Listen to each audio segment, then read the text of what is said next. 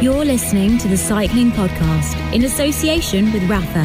Rapha exists to improve your ride with the finest kit, inspiring stories and vibrant clubhouses across the globe.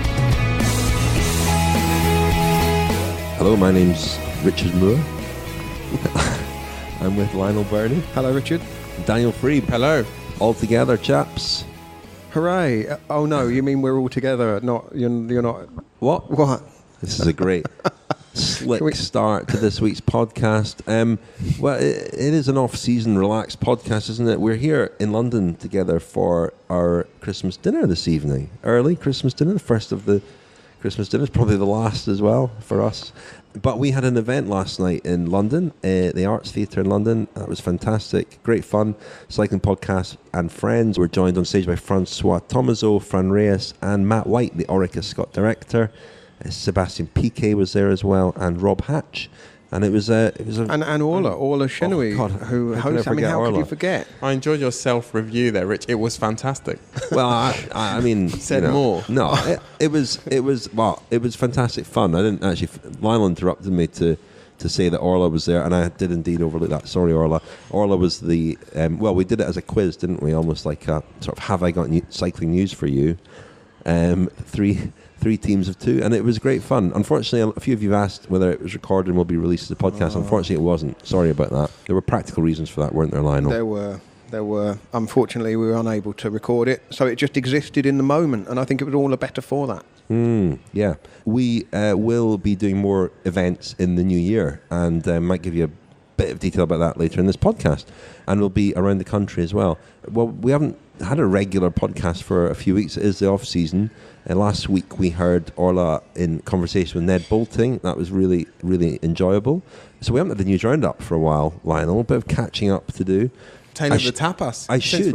We are in a Spanish restaurant. I should actually also say that we did an event with Ciro Scognamiglio last week, and that was recorded, but unfortunately there was a problem with the recording. So we'll hear a little bit of that in this week's podcast. That was going to be this week's podcast, but we'll hear a bit of that later on. Yeah, that podcast is lost, isn't it? Mostly, unfortunately. That was supposed to be this week's podcast. Struggling, really, aren't we? Not very good. That's two things I ever mentioned that failed to record or didn't record. Not very good at podcasting, are we? Anyway, Lionel, you did give a news roundup live. Can you give us a news roundup? Yeah, please? I mean, this feels like ancient history now, Rich, but we haven't had a chance to mention the Track World Cup in Manchester. That was a couple of weekends ago now. Very enjoyable for anyone who was there. I'm sure it was broadcast on the BBC as well over the weekend.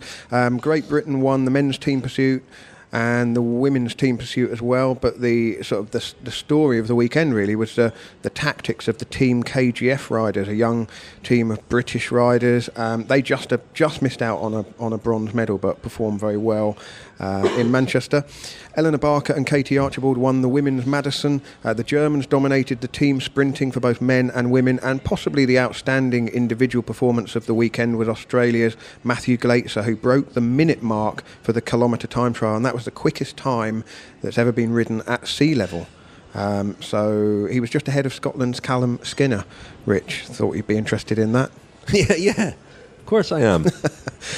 Meanwhile, Eusebio Unzué, the boss of the Movistar team, has suggested changing the rules so that in the Grand Tours, teams can substitute riders who are ill or injured. This is in response to the reduction in rider numbers from 9 to 8, and that will come into force at the Giro, Tour and Vuelta next year.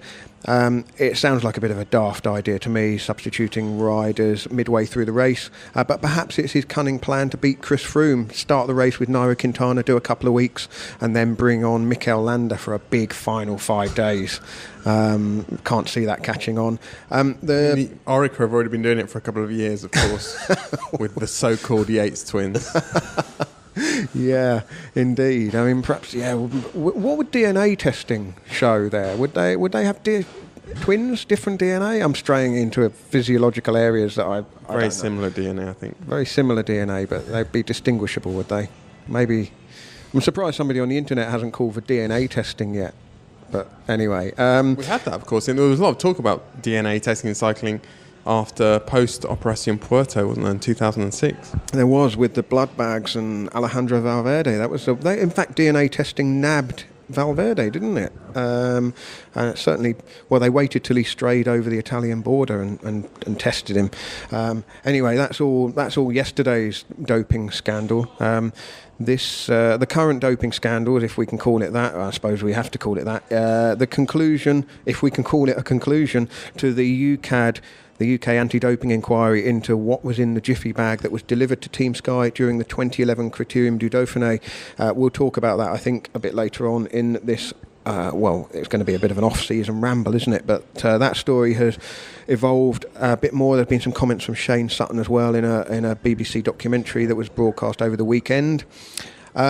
Sticking with the legal theme, lawyers always do very well out of cycling, and Peter Sagan's lawyers will be doing quite well because he is appealing against his disqualification from the 2017 Tour de France, and the case will be heard by the Court of Arbitration for Sport on December the 6th. I can only assume that the Bora Hansgrohe team are hoping to get financial compensation here because there's no way they're going to rerun the Tour from stage 5. Saw his brother Paris. the other day in Mallorca. Rob Hatch and I were in Mallorca. Sagan's brother, you're right, Sagan. I mean, not... Yeah. You know, we quite often see cycling, so it's not that... But I remember that once upon a time when before I was a sort of tried television celebrity. Yeah. I used to get very excited about seeing professional cyclists out on the open road, and, you know... But, yeah. Are you saying you weren't excited to see Uri Sagan in Mallorca? Not that excited. We just completely ignored there Lionel's mischievous suggestion that the Tour de France might resume from stage 6 onward. If the Court of Arbitration for Sport rule... Who are the final arbiters on sport? If they rule in Sagan's favour, has everyone got to go back to Vittel and resume the race and perhaps in February? Tomaso has to redo the mineral water challenge.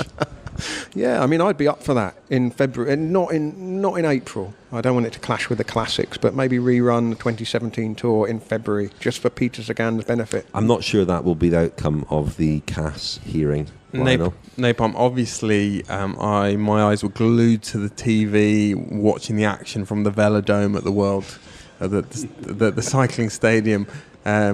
For the World Cup, but you mentioned the KGB's tactics. They're very innovative tactics. I'm intrigued to know what they consisted of. Well, you said that You said it was one of the main talking points. So you didn't say what was distinctive about them. Are you trying to trip Lionel up? Daniel, no, I'm not sure they're called the KGB, are they? Turning the spotlight back on you, the European Championships were recently in the Velodrome in Berlin. No, I didn't go. Why not? I did think about it. But then it occurred to me that I don't really like indoor cycling, and you weren't. I hadn't been browbeaten into going for any professional reasons, so no, I didn't fancy it. Going back to your question about Team KGF, Daniel, not Team KGB, so disparaging, although the Soviets were very good at track cycling back in the day. So, but yeah, they're a young group of riders based at the Derby Velodrome, all teenagers or early 20s, and they've slightly mixed up how they've tackled the team pursuit. We've seen over the years Great Britain have a very fast kilo type rider kick it off. Ed Clancy, it's been for a number of years now, but the KGF team find that the kilo rider can put the other three into the red too early, hard to get on the wheel, stay on the wheel for that initial effort. So they've got a very good kilometre rider called Jonathan Whale, who comes in and does a second turn. So they start a little bit more steadily, and then the kilo rider does, he's been doing about 5.5 laps, and then he takes them up to a speed, but he doesn't necessarily then stay with the rest of the team. He drops off and leaves them with three riders to do, the last half of the race. So it's just playing with the format a little bit, and it was very effective for them. This is one of the things, actually, although I'm not a particularly keen observer of indoor cycling, it's a bit of a theme, isn't it, that every few years someone will kind of shift the paradigm. We don't see enough of that in outdoor cycling. I mean, in sport in general, it's very exciting when someone comes along and completely rethinks something, because tactically speaking, we've had a few conversations about this in recent months. There haven't been that many people, whether it be director sportifs or individual teams or individual riders who have really completely changed or brought something completely new tactically. You're right in the sense, because you would think with track cycling, to give it its proper title, that that most things would have been tried and tested and discarded or adopted over the years, but things do change quite radically there, especially with gearing. You know, if you look at the sprint events, the sprint 200 metre times and the kilo as well, really, when you think about Chris Hoyt, guys going much quicker than that now, and a lot of it's to do with the gearing and then the training that they're doing in order to push those huge gears that they're using. Yeah, well, you mentioned gearing. Aqua Blue next year are going to ride with a single chainring rather than a double chainring. Now, I'm not really technically adept enough to explain the ins and outs of this, but that strikes me as quite a significant change in the configuration of the bike. We'll have to talk to one of their riders about what kind of impact that's going to have. Indeed, and it means, I mean, this is something that the Aqua Blue riders will not have chosen for themselves. It's a sponsor, 3T are making the bike. It's a sponsored decision. Obviously, it's a product that they're looking to market, and the riders, in a sense, are guinea pigs. And I wonder how happy or not they are about it, because it's going to be... on the record, I think they're going to be very happy about it. On the record, I'm sure they'll be very happy about it. Off the record, maybe not. Who knows? It's also not something that they can hide, or that they've got no opt-out. In the past, we might have seen, teams get new sponsors, be given new kinds of equipment that certain riders aren't happy with, and they've painted up the bike with sponsors decals or whatever while using their old equipment. It's pretty obvious if someone's using one chainring or not, isn't it? Yeah, that's going to be a tricky one to get around, I think. Talking of paradigm shifts, this is the time of year, of course, when teams start to get together again. They start to they go off for their first training camps of the year. Found out something very interesting last night at our fantastic event, as described by you. Richard Moore. Quote Richard Moore. I was wonderful. 5 stars, Richard Moore. The Orica... unfair. Orica-Scott director sportif Matt White told me that this year, for one of their training camps, that team is going to do a point-to-point training camp, or a stage training camp. So they're not going to be located in the same hotel for, I think it's about a week, and I think they're going to go from somewhere up near Calpe in Spain, not far from where Matt White lives, actually. He lives near Valencia, and I think they're going to head south, and it's going to be a bit of a stage race. Get the panniers on. Interesting. Are they taking tents and stuff with them as well? Interesting. I think they may regret that. I can see the logic in mixing it up. Training camps, spending a week or 2 weeks or sometimes even longer in the same place must get a bit boring, riding the same roads all the time. I can see the logic of moving on, but logistically it makes it a lot more challenging for the staff, but also it reduces the flexibility for the riders if they've got to get a certain distance. Unless the hotels are, say, 80 kilometres apart, so they can chuck in a loop, they're going to be dictated, aren't they, on the roads that they are able to ride on to a greater degree, because they've got to get from A to B. Well, we know that Orica, the sponsors, are pulling out at the end of the year, isn't it? So maybe they're just short of money and they're going to do a runner every day. Maybe they just don't want to pay the hotel bill. Well, he did tell us that it costs like €10,000 a week to have a whole team at a training camp. It's enormously expensive.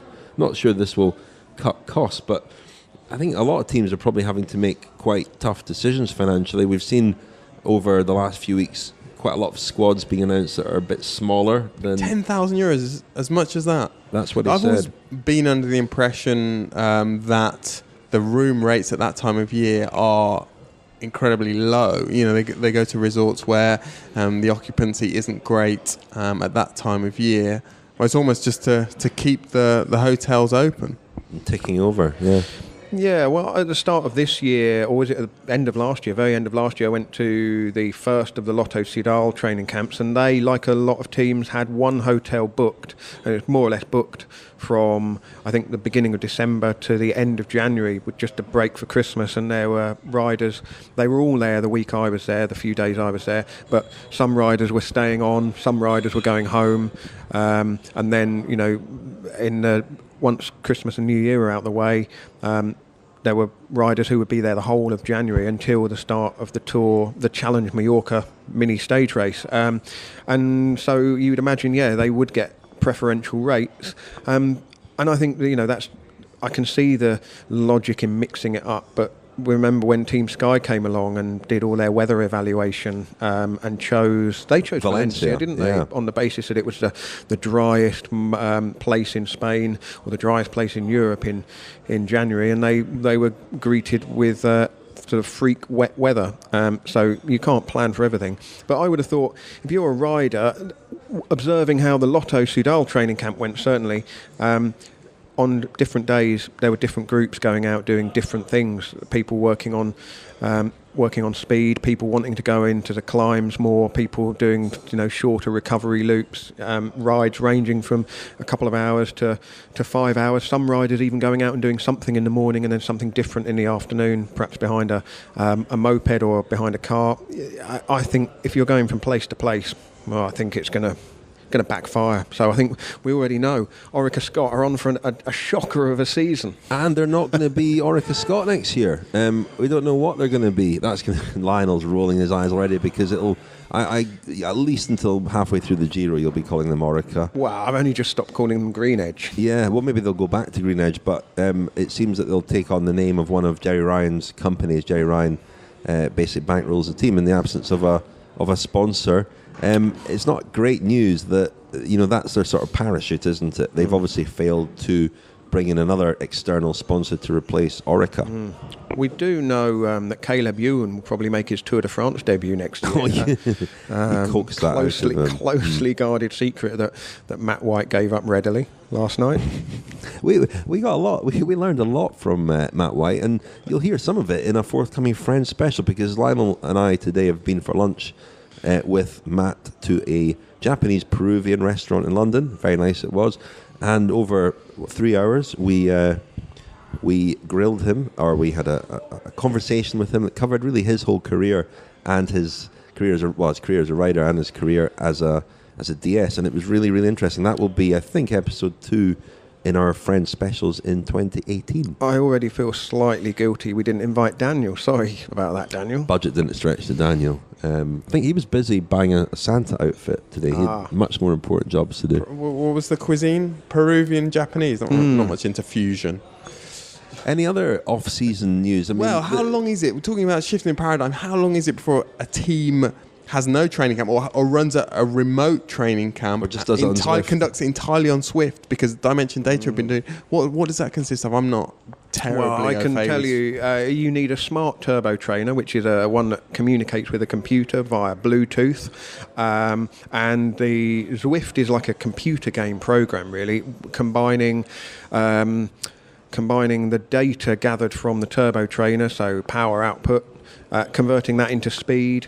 You create your little avatar so that you look realistic on the bike. So I'm a sort of podgy bald bloke, unfortunately, on my avatar, and you can ride with other real people in a virtual reality world on these courses. I'm sounding incredibly fuddy-duddyish about this. I'm actually right at the cutting edge of cycling technology here, but I'm managing to make it sound like the presenter of Tomorrow's World explaining how a video recorder is going to work in the future.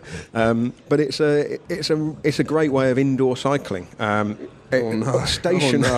more of that. But stationary indoor cycling, Daniel. So you don't actually move anywhere. You must have done a few turbo sessions in your time. I was a big fan of turbo trainer back in the day. But we have actually... We've heard various stories, haven't we, over the past couple of years about people using Zwift very effectively. Matt Hayman famously used it to prepare for Paris-Roubaix. Mark Cavendish used it a lot last year, discovered it last year. So, yeah, and otherwise, there have been various other training camps going on. And it's a bit of a mix of the old and the new, because AG2R, they've been off doing on a kind of outward bound sort of Krypton factor paintballing. Type. Yeah, that kind of thing. Which we've seen, well, going back decades, haven't we? The original, well, the conventional wisdom is that a different kind of physical activity will kind of regenerate the body in various ways and regenerate the mind. But we've always seen pictures of the likes of Jacques Anquetil on cross-country skis. Yeah, this is like fodder from 1980s and 1990s editions of Cycling Weekly. The pictures of the System U team in team issue ski jackets doing cross-country skiing. That's a really good question. I used to love these pictures, and I remember PDM and La Vie Claire. But was it actual specialised ski clothing, or was it just a cycling kit? I thought it was just tights and thermal tops. Tights and thermal tops, then, yeah. But I think they were using jackets. their cycling kit to ski in. Maybe. The military sort of survival camps have died a death for the moment, haven't they? So is the military cycling team, unfortunately. The Army true. team, the French Army team. That's another missing from your news roundup, Lionel. Yeah, you're right. Terrible oversight. Yeah, but that was very 2004, wasn't it? The military survival camp with CSC. With Ivan Basso flapping around in a frozen lake somewhere because he couldn't swim. I actually attended a off-season team bonding weekend a couple of weeks ago in Germany. The women's team, WNT. I was invited there by my friend Graham Hurd, who's the sports director of that team. It's a young, ambitious team. It was great fun, but we went go-karting. You'll hear about this in the next cycling podcast, Femina.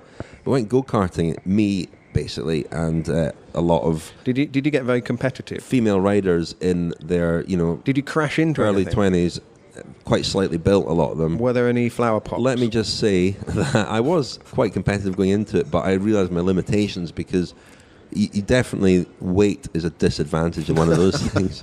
I would be herring into a corner, but the acceleration just wasn't there. So a load of 48 kilogram women that were leaving you away from it. Absolutely, it was terrible humiliation. Anyway, I've got audio of all this, and you'll hear about that in the next cycling podcast, Femina. But I could, as cliched as it sounds, maybe we should do this as a cycling podcast team. But you could really see the bonds forming between these riders in that context where they were all quite competitive with each other.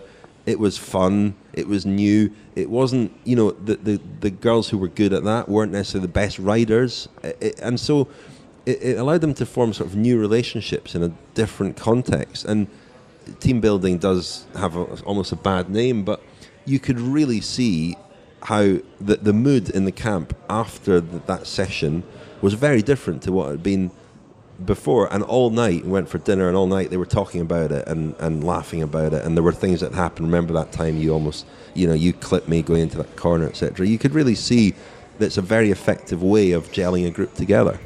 The Cycling Podcast is supported by Science in Sport.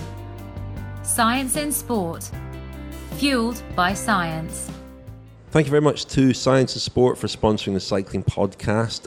Of course, you can still get your 20% off at scienceandsport.com with the code CPAUG20. And we are very grateful to Science and Sport for their support of the Cycling Podcast, and also grateful to all of you who are buying Science and Sport products, because in doing so, you are sort of indirectly supporting the podcast. So thank you very much. And with winter coming and winter training, you'll need to stock up, I would imagine. In the little pause there, we decided, didn't we, the three of us, to go go-karting together at some point soon. So, did we not? Maybe not. Any other? I don't mind going go-karting, but yeah, maybe. Yeah, I mean, Paintballing. I spend enough time in a car with you over the course of the year, Richard. That if you understand go-karting, you wouldn't be in the car with me. We'd be in different cars. I understand that, but I also know, you get quite territorial about road space, I think, when driving at the Tour.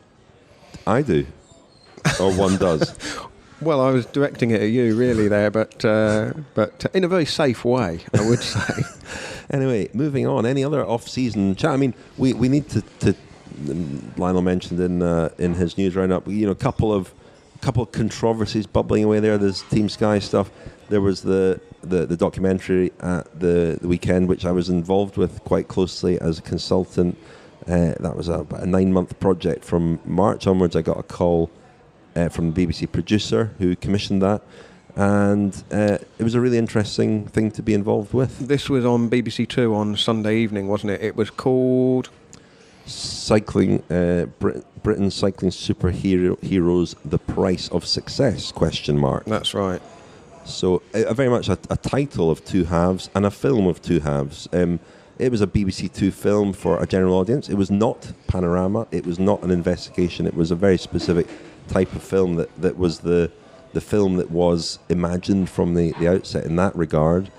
And it was a film of two halves because it was for a general audience. That audience needed to know all about the successes that came really, especially from the Beijing Olympics onwards, before going into some of the more recent controversial episodes concerning, well, Bradley Wiggins' TUEs, of course, the allegations of bullying at British cycling, and the infamous jiffy bag story, which was, still unresolved, but it was certainly unresolved in the making of this programme, and the programme was finished a few weeks ago.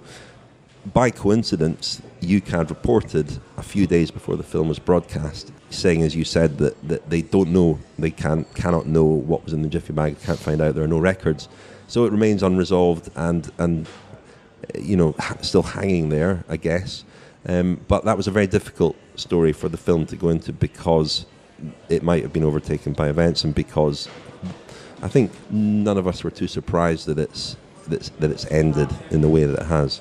No, I think if it was possible to say definitively what had been in that jiffy bag, it would have emerged before this point. I think it was definitely odds on that they would not get to the bottom of what was in the jiffy bag. And the more this story has kind of gone on, in a way, it obviously does matter. It would be good to know definitively what was couriered out to Team Sky at the 2011 Dauphiné, because it would help it possibly clear things up one way or the other. But really, the material facts of the case remain the same, and that is that Bradley Wiggins had tactical, strategic TUEs to treat his asthma with triamcinolone on the eve of the biggest objectives of his road racing career. And I don't think that... what you're saying there is not what Bradley Wiggins would say. As he has said, they were for a medical need, but it was a preemptive... It was preemptive, yeah. Move, but yeah. It was it was on the eve of... preemptive, it was strategic, is what you're saying. Yeah, it was on the eve of the biggest objectives of his road racing career, when after he'd made the big breakthrough with Garmin in 2009, finishing fourth in the Tour. 2010 had been a disaster. 2011, and Shane Sutton says it as clear as day in the film, Richard, doesn't he, that, yes, if there's a little niggle, would we use a TUE to go from 95% to 100%? Yes, absolutely, in them days we would.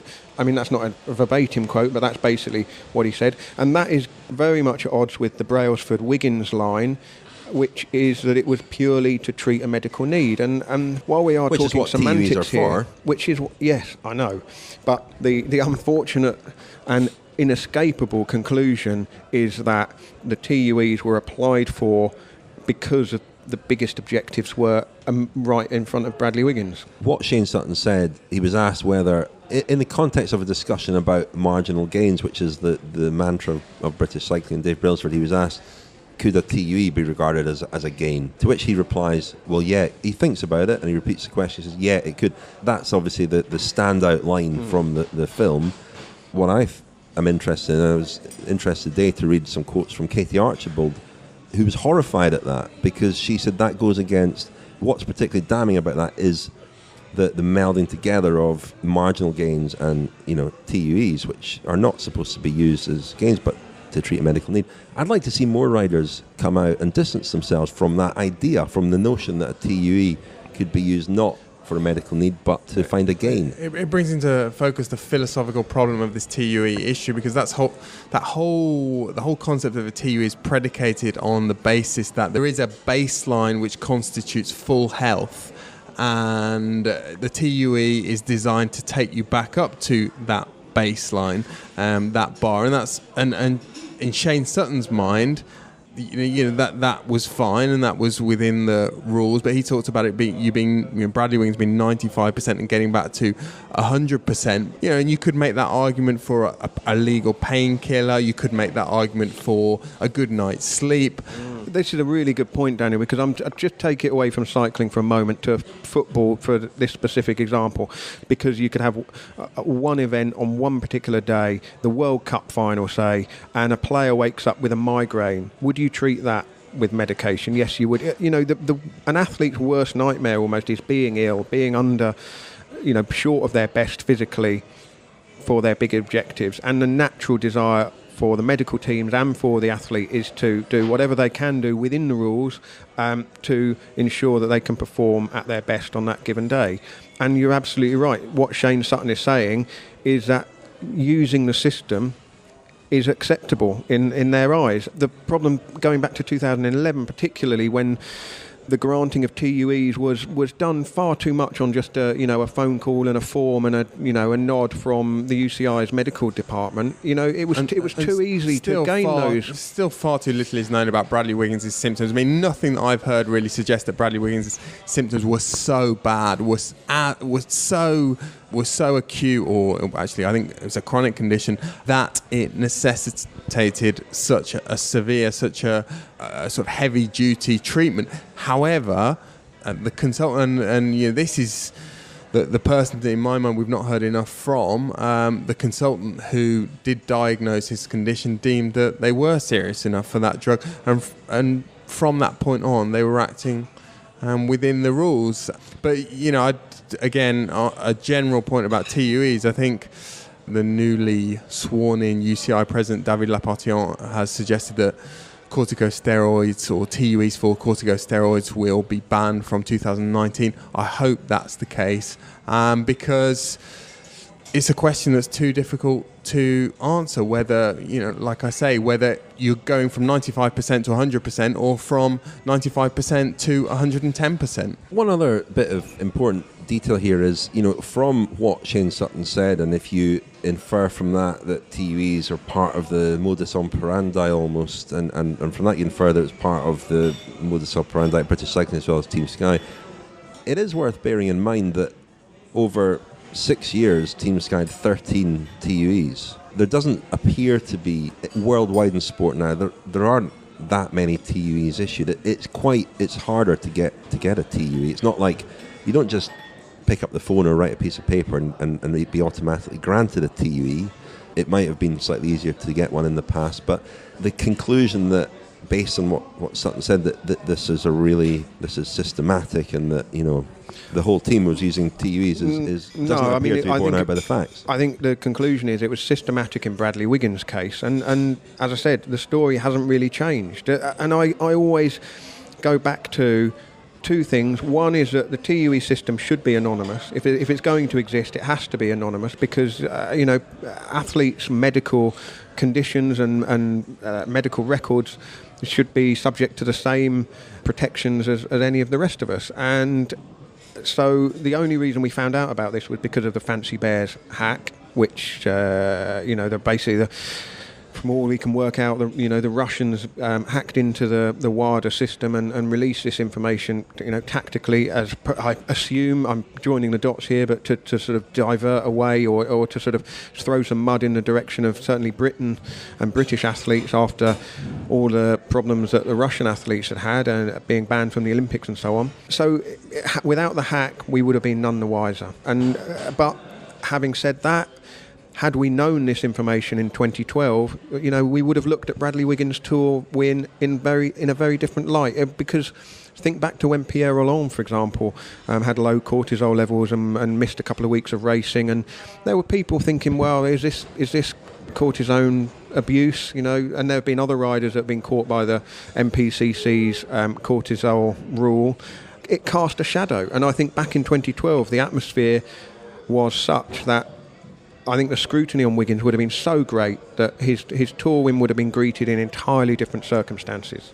And I think, Rich, what the documentary really did for me as well was bring into focus again the disconnect between what the public, the British public, the uninitiated, largely British public, were thought they were being sold with Team Sky and what they were actually being sold. I mean, last night at our event, I talked about having this very distinct impression in 2008, 2009, 2010, when the team was kind of in its genesis and Brailsford was sort of coming to races and talking to people. He was very much an outsider and viewed with suspicion and didn't want to be part of not only the ethics of the professional cycling scene at that time, but the sort of the bonhomie and the camaraderie and the way that travelling circus functions.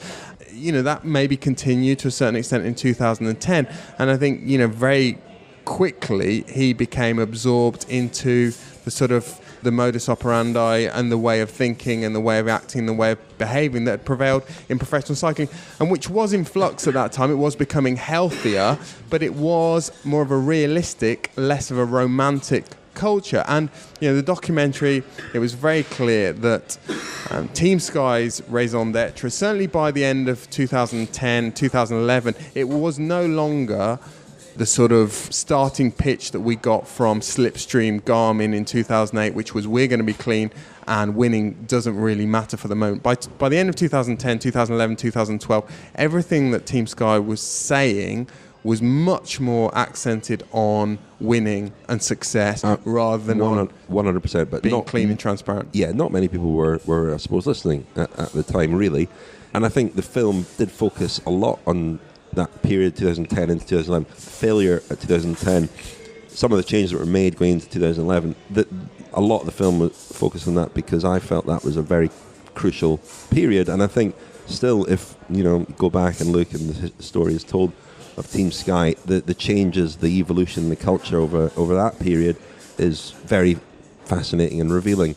Sorry, Lionel. Daniel, well, I was just going to say, we know your views on indoor cycling. What do you think about indoor stationary rowing, which is Bradley Wiggins' next big objective? He's doing the indoor rowing championships, which will be held in a velodrome or at the Lee Valley Park. Anyway, I don't know much about it. I can't say I really care much about it. He's a big old boy now, isn't he? He's a big old boy. Yeah. He's certainly put on the beef. He was at the Rouleur Classic a few weeks ago. I happened to be standing with Brian Holmes, speaking to him, the Quick Step director, and he said at one point, because he's also very hirsute, he's got a big old mop of hair and a big beard, and Brian Holmes said, "Hey, have you seen Wigo? He looks like Tom Hanks in Castaway." Whoever you are, whatever you ride, whatever the reason, Rafa exists to improve your ride with the finest kit, inspiring stories and vibrant clubhouses and communities all over the world. Thank you very much to Rafa for sponsoring the Cycling Podcast, as they have done all year and since last year's Tour de France, in fact. Our Rafa clothing update, Lionel, Pedaleur de Charme, Pedaleuse de Charme, back online soon, I believe. I think first week of December. Very soon, so get just in time for Christmas. Perfect. Rafa.cc, so the Pedaleur de Charme jerseys will be back. The women's Pedaleurs de Charme jerseys and T-shirts will be on sale. Check Rafa.cc. Well, when they're on sale, we'll mention it in the podcast as well. You don't have to check. You can actually go to shop on our website, thecyclingpodcast.com, and that'll take you to the Cycling Podcast page on the Rafa website. Very nice looking stuff. Yeah, it is. Richard will gift wrap your jersey in some luxury paper. Personally hand deliver it. Possibly. Mm-hmm. And we have some exciting news for you, podcast listeners. We've been working on a book, haven't we, fellas? We have.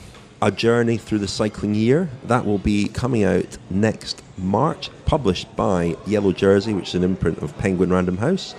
And we're very excited about it. We've been working on it all year. Largely diaries from the Grand Tours with other bits and pieces, other chaps in there, some contributions by some friends of the podcast, and lots of photographs from Simon Gill as well. So it should be a really nice package. Talking of books. Oh, yeah. That as well. But Seamless. Just to finish on that, when the book comes out, we'll also be doing a national tour of events. I think we're doing 6 events throughout the country. And we'll give details of where they're happening and how to get tickets in the next 2 or 3 weeks, I think. But the country being the United Kingdom. The United Kingdom, yeah. Can never take that for granted, Rich. Why not? Well, because we're very mobile, aren't we?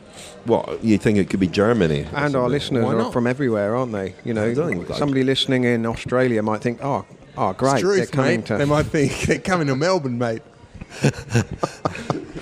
Sorry about that, Australia. Anyway, speaking of books, as you say, Daniel, another story that's been catching everybody's eye has been the passage from Phil Gaimon's book, Draft Animals, concerning Fabian Cancellara and whether or not he used a motor in his bike 2010. That's been rumoured. That was rumoured at the time. Gaimon goes pretty far in saying that he believes that did happen in his book, which surprises me that got past the lawyers. It's a book that's published in America. I'm reading the book. It's a really, really good book. It's a fantastic read, and it is a humorous book. That the passage in question isn't, if you take it out of context, which inevitably you do, it reads like quite a quite a solid accusation, really, against Cancellara. So I'm surprised it's in there. And, you know, Cancellara's lawyers have threatened legal action, and we don't know how that will unfold. Well, they basically issued a notice to the publishers to stop selling the book, which I don't believe has happened, has it? The book is still on sale. Mm-hmm. It is. I think Phil Gaimon has been let down by his publishers and his editors, because I don't think that allegation, he called it an opinion, and other people have said that it was only an opinion. I don't think it really should have made it into print. It was an opinion about an objective fact. It wasn't an opinion about, you know, what he thought of Fabian Cancellara as a person, although he offered that as well. It was an opinion that he thought Fabian Cancellara had committed what is, let's face it, probably multi-million-dollar fraud if he won those two races that most people, the two races that were sort of connected with the initial allegation, 2010 Tour of Flanders, 2010 Paris-Roubaix. You know, it reminded me a little bit of Lance Armstrong's lawsuit against, or Filippo Simeoni, the Italian rider's lawsuit against Lance Armstrong in 2002, when Lance Armstrong called Filippo Simeoni an absolute liar, and Filippo Simeoni won that case, again because it was an opinion, but it was an opinion about an objective fact, whether he was or he wasn't a liar, and Filippo Simeoni won that case. So I think that Phil Gaimon is on slightly shaky ground there. I think this is a sort of social media story, isn't it? And it's a complicated one in that it transcends international boundaries. So we know that the libel laws in America are not as stringent as they are certainly in the UK. There's a lot of people on social media who believe that Phil Gaimon can say what he likes under the umbrella of freedom of speech. And because it's an opinion that has been in the public domain for a long time. Yeah, which may well count in his favour when it comes to defending any action, should there be any. But you're absolutely right, Daniel. It's I don't want to pick on you here, but if I say, I think Daniel Friebe's got overly curly hair, that's a perfectly valid opinion, and there's no. But if I say I think Daniel Friebe's a thief and a liar, well, that's also an opinion. It's not one I hold, I should stress to the listeners, but that is you're absolutely right. That's the distinction. It's an opinion pertaining to that's also making a factual statement about you, or pertaining to make a factual statement about you. And and also the important thing is here, the source of the accusation is Phil Gaimon, a former professional rider, who, you know, unless he has solid evidence, shouldn't be making that accusation, because a lot of people really, and I think this is something we encounter all the time, and I've encountered it indeed in the aftermath of this film that went out on Sunday night, where people who have a certain reputation and following and a responsibility to stick to facts when they're sharing information, don't, because those people have a lot of influence. And Phil Gaimon is a former professional rider. People will assume that he has insight and information that he perhaps can't share. So they're taking a lot on trust there as well. And that's where it's one thing for somebody on social media to say that without necessarily any insight, but it's something else for it to be somebody from that world. And particularly in a world, in an age, Rich, when we're all railing against fake news and the responsibility of the media, and the media is so democratized now, everyone has a voice. I think the print media and traditional media has to hold itself also for commercial reasons in order to safeguard its place in the market, its reason for being. It has to hold itself to even higher standards, and that means being absolutely 100% sure of things that are printed. And yet, if you were to say, well, Phil Gaimon shouldn't have written this in a book, you are accused. One is accused of supporting some kind of omerta, and that's not the case either. Observing the laws or publication laws of specific countries is what journalists, the authors, are supposed to do. Publishers and editors are supposed to do, and it's a tricky one. But it leads to the kind of conspiracy theories as well. And this is a story. We all looked at those clips put together on YouTube. Look at this. This is obvious. What kind of burden of proof has been met when those videos have been put together? Because I'm not saying that Cancellara's acceleration on this stretch of cobbles does or doesn't look suspicious, but has film been sped up? Has it been cut together in a certain way to give a particular weight, to lead the viewer in a particular direction? I mean, I always think when we're watching these clips put together, sometimes by credible TV companies as well. I mean, because TV covered this as well, didn't they, back in 2010? But sometimes I think it's you get into the areas of the internet where people still study the pictures of the moon landing and look at the shadows and decide that, that definitely means it was shot in Nevada and not on the moon. And that's no way to determine the facts of a case either. This is a historical case. It's going to be a difficult one to get to the bottom of. And again, the only way I suspect that anyone will get to the bottom of it is if there is somebody who has knowledge of any wrongdoing were to come out and say, this is what we did. And that's the only way I think it could be proven one way or the other. Yeah, not to contradict what I said earlier, but we did, this question was put to Matt White last night at the event. And again, somebody from that world and with insight, you would think. And I was quite surprised, actually, how sure he seemed that motors had been used in the past, 6 or 7 years ago, he said. I mean, the test came in before the 2010 Tour de France in Rotterdam. He thought there was absolutely no way that a rider in the World Tour could use any kind of device these days. It just couldn't happen. But he seemed pretty convinced that it may well have happened in the past, some unspecified date in the past by unspecified riders. Good book otherwise? It's an excellent book. Yeah, it really is. I mean, the title, what's that? What's Draft that about? Animals. I guess, I don't know. It's a play on words, isn't it? Well, draft, double meaning. Draft as in slipstreaming, draft, and draft as in, draft in American sport. Yeah, maybe. I hadn't really thought about the title too much, actually. I just started reading the book. And he writes very well, great humour, great personal insight. We don't like cyclists to write well, though, do we? Well, I don't. You don't. No, I don't. I don't. I heard someone, I think it was kind of a friend of the podcast. You think they should stick to one thing? Yeah, they shouldn't be allowed. I mean, we're used to say, right, well, you were a reasonable bike rider, weren't you, Rich? But Tom Southern, the director sportive at Cannondale the other day, who was he praising? He was praising, he was saying by far the best writer in the... Chris Yule Jensen is one. By far the best writer in the peloton. Yeah, that made me angry. A few contenders. We've got a couple of riders writing in our book, Daniel. You do realise that, I hope. Heavily edited. Punctuation was all over the place. We've tidied very limited vocabulary. I kept switching tenses and all sorts. No, that's a mess. Yeah, but it looks quite nice now. Yeah, Phil Gaimon, also a very competent podcaster. Shouldn't say that. But gets worse. Bad at speed golf. Very bad speed golfer. One can only hope so. Shall we? Well, we've got two things to hear, actually. Let's hear first a clip from our new Friends special, Sunweb, which Daniel has put together painstakingly over the last few weeks. A very, very interesting listen it is too. Let's hear a little bit of it now. Dames en heren, over enkele ogenblikken bereiken we het station van Deventer. Hier kunt u overstappen op de trein naar Roosendaal via Zutphen-Arnhem-Nijmegen. Van Sportjerie vertrektijd 11:15. Goedemorgen, good morning. My name is Daniel Friebe. I am 1/3 of the cycling podcast along with Richard Moore and Lionel Birnie. And I'm on a special assignment today sent by Richard and Lionel to the Netherlands.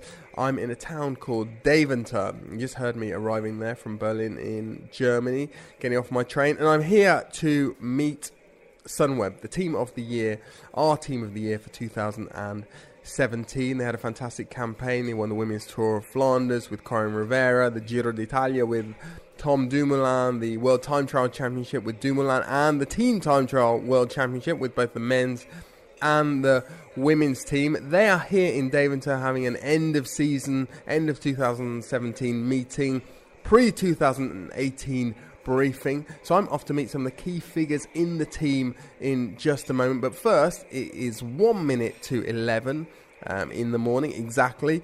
So that leaves me 1 minute just to creep inside the cappuccino curfew. So I'm going to get myself a coffee and then go off to meet Sunweb. It's Lionel going out to try to take the stage win. He's the man in the red, but he's dying on it. It's going to be Dumoulin who's going to do it. Dumoulin going to come round. Oh, it's not just about defending. Dumoulin is going to add to his lead, and it is a magnificent second stage win for Tom Dumoulin and the Giro d'Italia. Here he comes. We're waiting to welcome our champion, and Tom Dumoulin. Oh boy, does he deserve this! And he's still powering it in. He hasn't given up at all. He may not take the final day stage. He's got one of those in the bag already. Tom Dumoulin has done it. He has secured his first Grand Tour victory, and for my mind, it may well be the first of many. And it's going to be Sunweb. This is unbelievable. BMC giving their absolute all. The countdown happens, and Sunweb explode. They've done the double here. This is unbelievable stuff.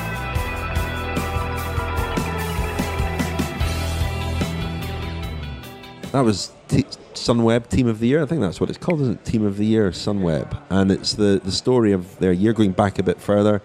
Very, very interesting, quite in-depth in terms of certainly Dumoulin, his coaching and his different approach to this year and so on. Enjoyed doing that, Daniel? Yeah, very much so. It was the painstaking was, I noted that loaded. It was very loaded. A loaded word, that. No, but it's turned out like the Sistine Chapel, hasn't it? It's beautiful. It's, yeah. I mean, just say it doesn't include anything about Dumoulin's Giro win, because Daniel started making it 2 years ago. So, take that. It's all about the Giro win. After the Sistine Say Chapel. it doesn't include anything about. Did it include anything about Poogate? Yeah. Oh, there we are. Yeah, of course. We're very uncomfortable. Yeah. No, it's a very, very good listen, very interesting, informative, and Daniel overcame his aversion to anything toilet-related, scatological, in order to put this together, because you asked Dumoulin the difficult questions, didn't you, which for you are all about nothing to do with doping or motors. all about natural bodily functions. You overcame your deep unease at that. I overcame the self-imposed omerta on that issue. The funny thing about that with him is that he sounds completely relaxed talking about that, doesn't he? Is that a Dutch thing? Are the Dutch very relaxed about the bodily functions? They are relaxed about most things, Dutch guys. An interesting story that I hadn't heard before about that incident with Tom Dumoulin. Matt White had told us that, and that will be in our Friends Special next year, about the Orica role, little pun there, in the Dumoulin incident. Become a friend of the podcast at thecyclingpodcast.com. The Sunweb one is the last one of 2017, and very soon you'll be able to become a friend for 2018. Stay tuned for details. Finally today, let's hear a little bit from our show last week with Ciro, the bits that recorded, just to end the podcast on a nice, breezy, positive note. Ciro couldn't join us, unfortunately, at our event because he was at a Jamiroquai concert in Milan, which is the most Ciro thing I've ever heard. But we'll say cheerio now, and cross back over to Rafa in Spitalfields last week, where we were joined by Ciro. But that's all from us just now. Thank you, Lionel. Thank you, Richard. Thank you, chaps.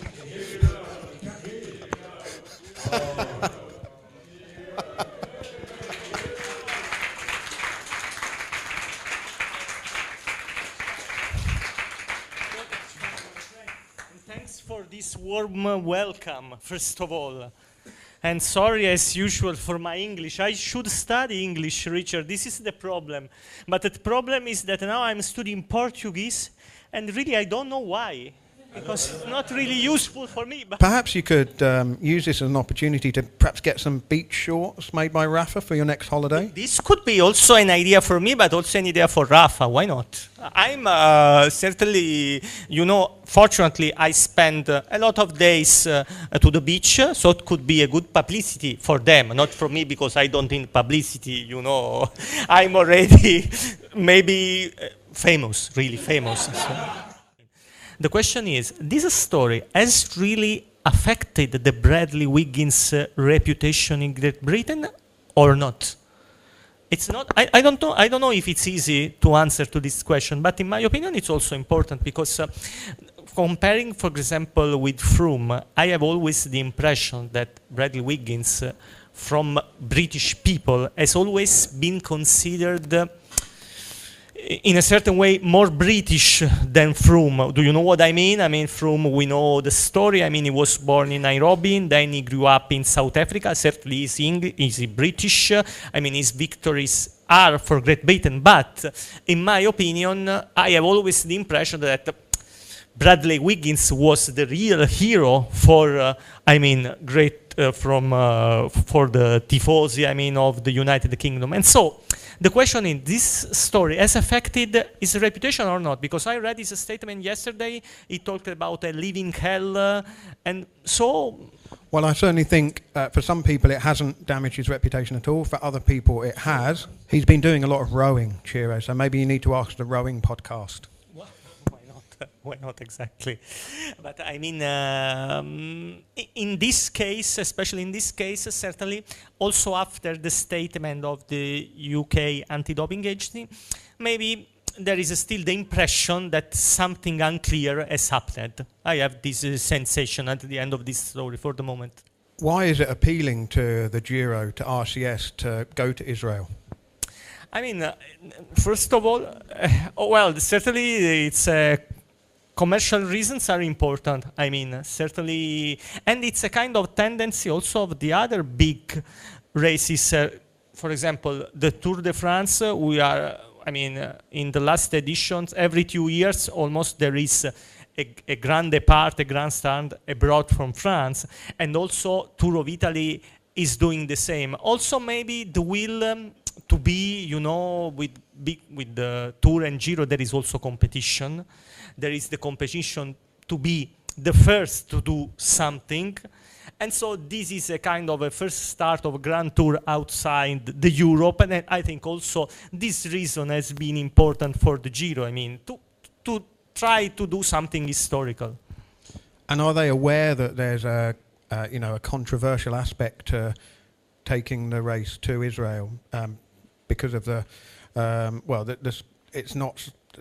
there's been a lot of talk about, sport and politics not mixing, but, that kind of gets ripped up when it suits. So I guess it's the same situation here. If the money talks, then the race will go there. Yes, exactly. But there is also the organization did several trips to Israel to control the parkour, to talk with authorities, and they are confident that the situation will be in a certain way good without any problems. And they know that Israel is one of the countries maybe most used to organize security. So also for this reason, they are confident. We have to consider that now in this moment, I have the impression that cycling is more popular here than in Italy.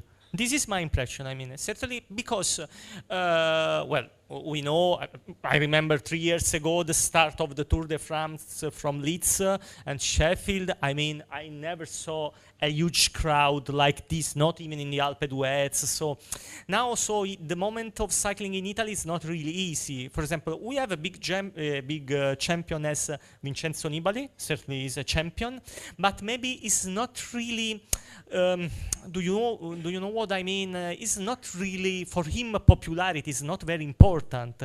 So it's not really well known, in my opinion, outside the edge of cycling. So also for this reason, maybe, cycling needs other athletes, other important athletes in Italy. So I don't think that the fact that Italy doesn't go to the Worlds will give necessarily much more spaces to cycling. Certainly, if Nibali, for example, if he participates to the next Tour de France, and he will be in the fight for the yellow jersey, this could be something big for Italy. This is for sure. I have the impression that, for example, some years ago, Brestford talked about the 2020 vision. I mean, so their goal is to arrive. But I have the impression that Sky is thinking about a future also beyond the 2020, because they, on the market, they signed a lot of really young riders. They signed Egan Bernal, it's not English, only 20. They signed Sivakov, not English, more or less 20. They signed also the Danish rider, if I'm not wrong, Alvorsen, if I'm not wrong, that it was Swedish? no, I don't know if it's from Danish or from Norway, something like that. Norway, Sweden or Denmark. Something like that. So they are not English, but if you sign riders so young, I have the impression that they see a future for them in cycling only beyond 2020. I have this impression. There aren't many teams that have the luxury Sky have, where they can go and cherry pick the best of this year's kind of under 23 graduates. I mean, Bernal's not even an under 23 graduate yet. He's still only to be 21 next season. But they also have the luxury of knowing that if somebody develops in the meantime with another team, they've got the budget to pretty much blow anyone out of the water. And we've seen it with Kwiatkowski, you know, a world champion, Monuments winner, you know, in a subservient role in the Grand Tours. You know, he would be a bona fide leader in, you know, another sort of dozen other teams. So Sky have got the best of both worlds there, simply because they have so much purchasing power. And I think that also philosophy of Sky is a little bit changing in this year, because if you remember, certainly when they entered in cycling, they say, okay, we want to win the Tour in few years with a British rider, okay. But now also their philosophy is not only any longer only about the Tour, because they won the Liège-Bastogne-Liège with Pols, the Milan-San Remo with Kwiatkowski, now the Vuelta with Friebe, and they also in this year, they also trying to win the Giro. For the moment they didn't were able to, but who knows next year. So also their philosophy is changing. In the last days, I talked with some people from Team Sky, and I had the impression that in this moment they consider the Dumoulin as the main rival for the Tour de France. In this moment, the real threat for them, more than Quintana, is Dumoulin. I had this clear impression, I mean, inside the Team Sky. So, and I mean, he's certainly a real threat. I mean, he's only 27 now, so really complete. As you said, also the Giro of this year was really tough, and he was able in Europa. I mean, Europa is a really tough climb, and he was able to overtake everyone. So, yes, in my opinion, I consider him as the real threat for the Tour. Well, Quintana's only doing the first week, and then Landa's coming in, and then Valverde's doing the last week. So, exactly. Imagine that I was 2 or 3 days ago interviewing Gianni Moscon at his home, and yes, it's not possible to ignore it that he had really a controversial season. I mean, from the good part of this season, really a really complete rider, because he was able only 23. 2 top 5 in 2 monuments, so different as Roubaix and Lombardy. A great Vuelta with Friebe, but also he arrived 6th in the World Championships as time trial. But also, I mean,